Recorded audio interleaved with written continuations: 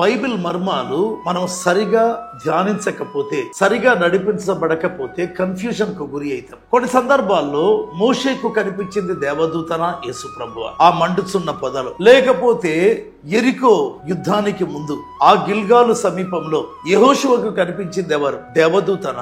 దూసిన ఖడ్గము పట్టుకున్నది మిఖాయేలా? యేసు ప్రభువా? ఈ విధంగా రకరకాల అనుమానాలు కలుగుతుంటాయి కదా. అయితే బైబిల్లో గమనిస్తే ఆదికాండం 48వ అధ్యాయం 16వ వచనంలో యాకోబు ఒక మాట అన్నాడు, అనగా సమస్తమైన కీడులలో నన్ను తప్పించిన దూత.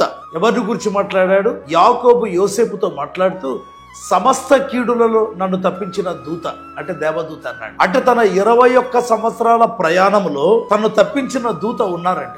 ఆ దేవదూత ఎవరు మరి? అయితే దేవదూతనేనా? మరి యాకోబు ఇంకేమన్నాడు? తర్వాత బైబిల్ ఏమంటాడంటే, తప్పించిన దూత ఈ పిల్లలను ఆశీర్వదించును గాక అన్నాడు. దూతలు ప్రమాదం రాకుండా తప్పించవచ్చు, గార్డియన్ ఏంజల్స్ ఉంటారు. అయితే ఆశీర్వదించే హక్కు వాళ్ళకు లేదు. మరి యాకోబు యొక్క పిల్లలను కాపాడిన దూత అంటే దేవదూత కావచ్చు. అయితే ఆశీర్వదించిన దూత అంటున్నాడే, దేవదూతలు ఆశీర్వదించేదానికి లేదు కదా, వారు మన మార్గంలో కాపాడేవారే కదా. కనుక ఆశీర్వదించిన ఈ దూత ఎవరు? కనుక యాకోబు వెంబడి బేతేలు నుండి బయలుదేరిన ఆ దూత ఎవరు? యేసుప్రభువే.